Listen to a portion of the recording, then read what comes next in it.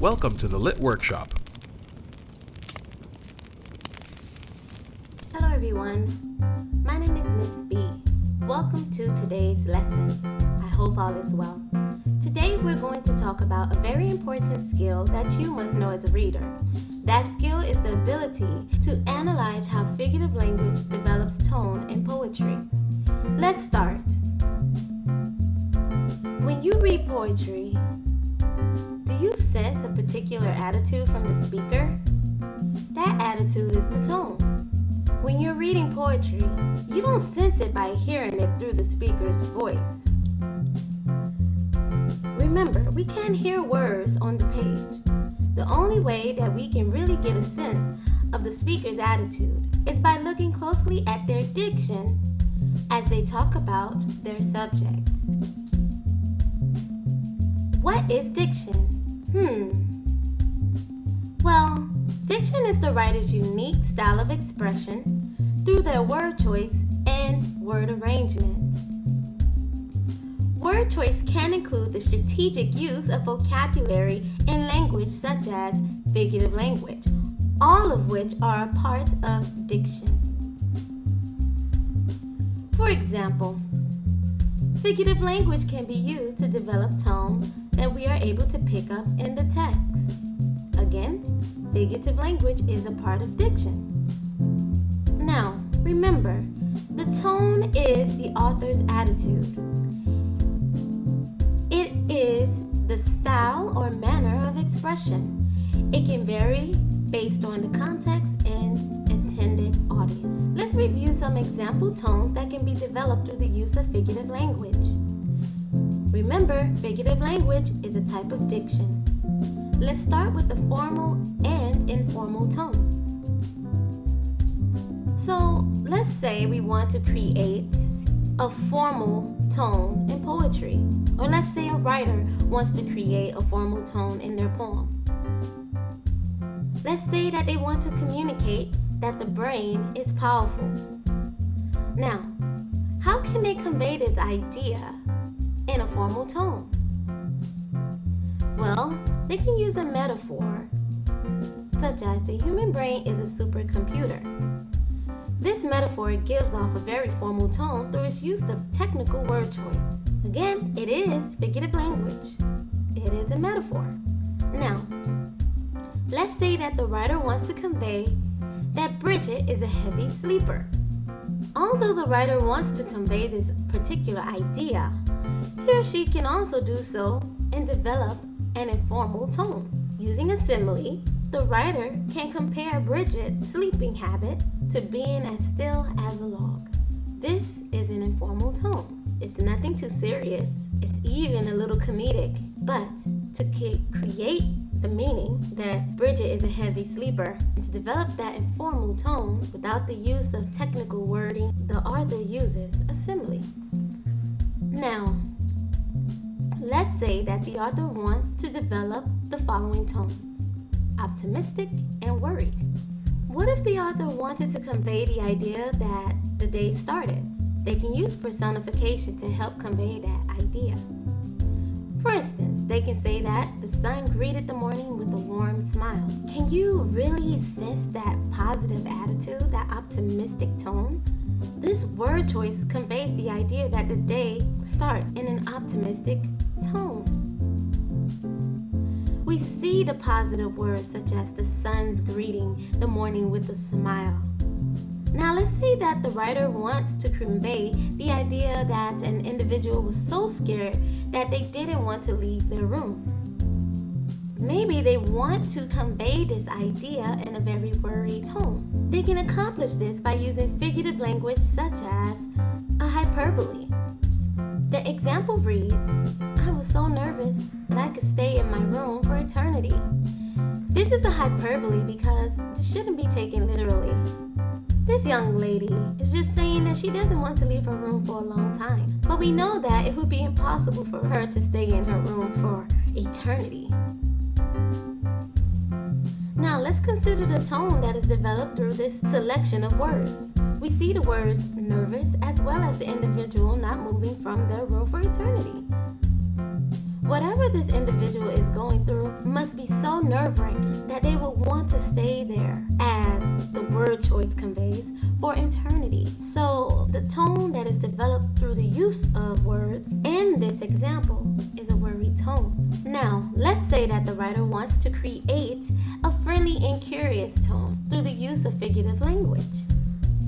To create a friendly tone while expressing the idea that Janae is a nice girl, the writer can use simile. The example reads, Janae's presence was as warm as a field of flowers hugging a newborn cub. This diction that the writer used really develops a friendly tone. What can be more friendly than a field of flowers hugging a newborn cub?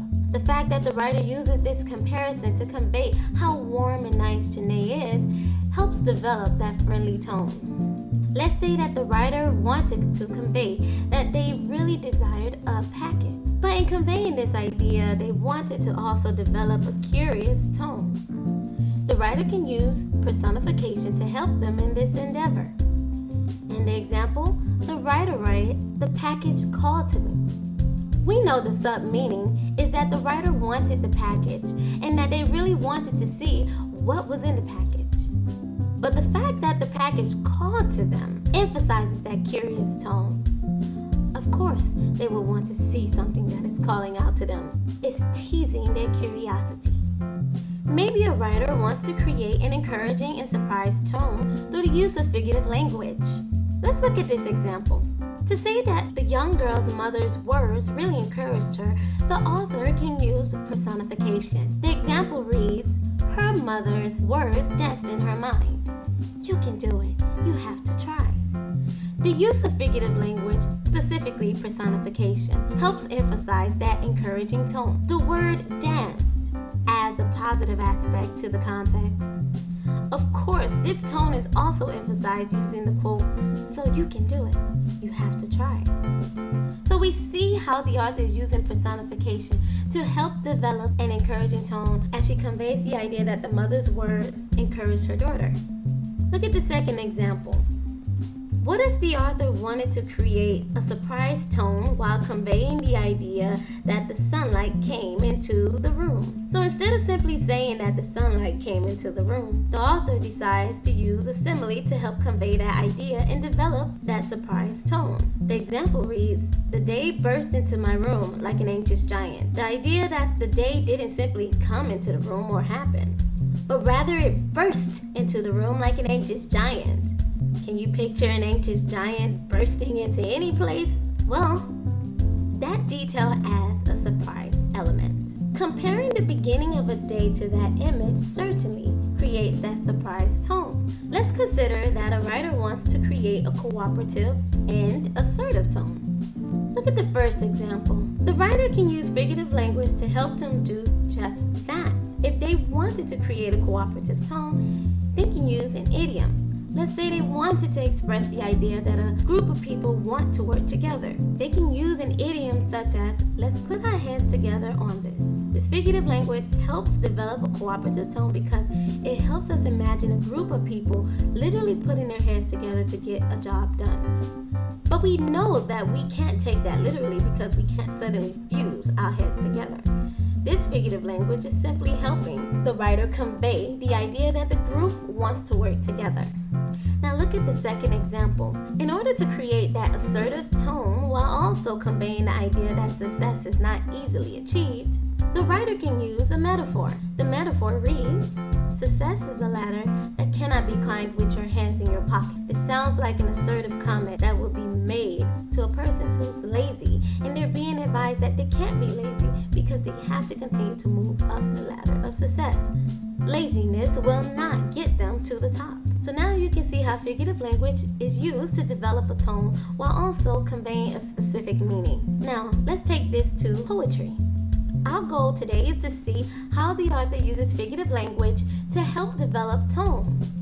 Before we begin going over how to analyze the tone developed by figurative language, let's go over the steps of analyzing poetry. There are different approaches that people take in engaging in poetic analysis. You will find them all over the web.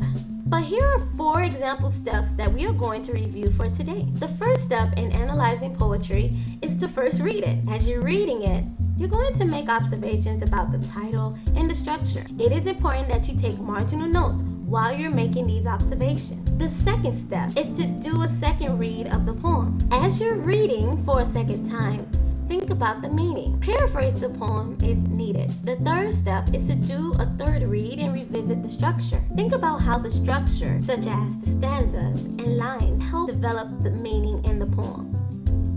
The fourth step is to do a fourth read of the poem. Identify the figurative language and note down how it affects the poem, specifically the tone. Think about how we look at the use of figurative language in our previous examples. So remember these steps when reviewing poetry. They will come in handy. But for today's practice, let's say that we've done steps 1, 2, and 3 already.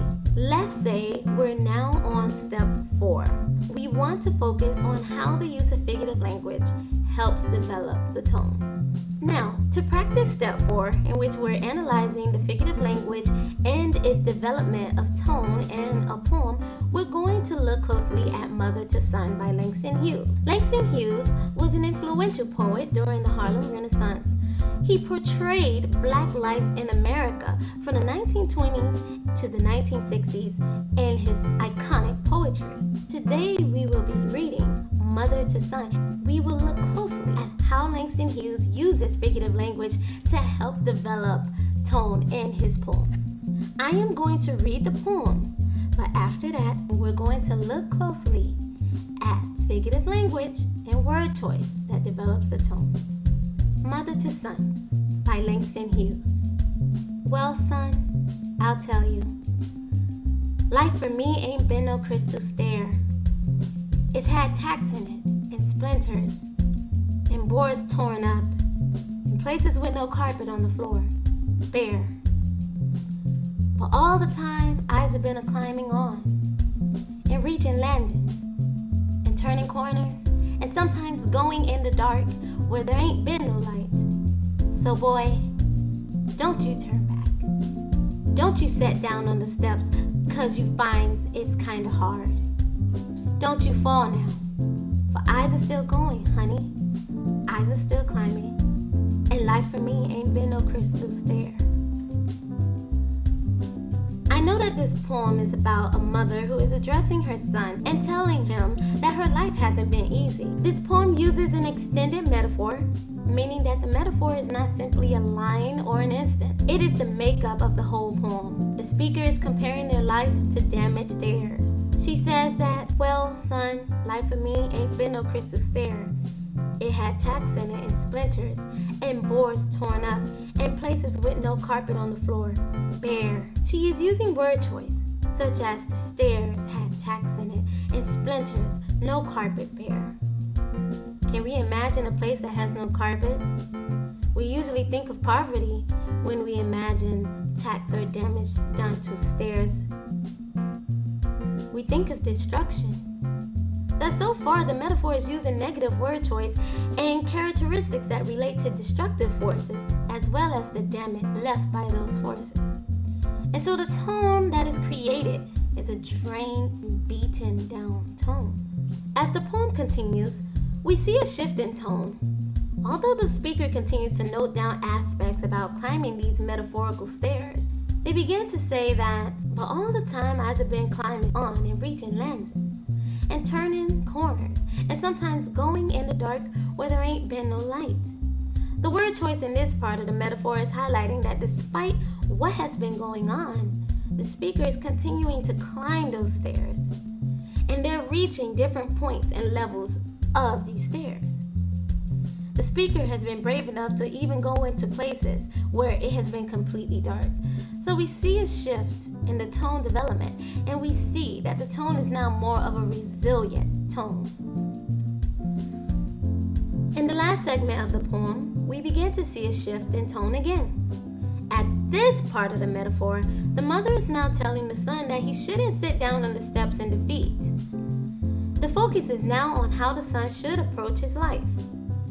Let's look at the word choice. The mother says, don't you sit down on the steps. Don't you fall now, we continue to see this extended metaphor of life being compared to stairs, as the mother tries to give the son insight about how to approach life. The repetition of "don't you" helps develop that motherly, stern, uplifting tone as the mother is warning the child not to give up. So we can see how Langston Hughes used figurative language to develop these various tones as he's communicating the situation of a mother talking to her son about life. Remember, when reading texts such as poetry, we infer the author's tone about the subject by their use of diction. Diction is the author's word choice. It can include strategically chosen vocabulary and language. In this case, we have been focusing on figurative language. Now, go find a different poem and look closely at how the author develops tone through diction, such as figurative language. Have a nice day. Thanks for watching. For more resources, visit thelitworkshop.store.